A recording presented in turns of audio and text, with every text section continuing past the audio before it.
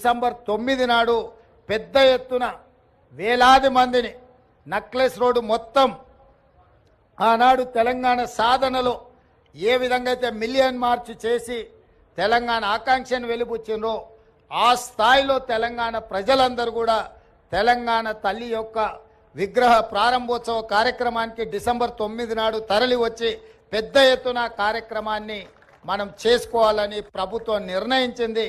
ఈరోజు సచివాలయంలో తెలంగాణ తల్లి యొక్క విగ్రహ ఏర్పాటు ప్రక్రియలో ప్రత్యక్షంగా పాల్గొనడము నాకు నిజంగా అదృష్టంగా భావిస్తున్నాను. నేను ఈ అవకాశం చాలా అరుదు, ఎప్పుడో ఒకసారి ఎవరికో ఒకరికి ఇట్లాంటి అవకాశం వస్తుంది.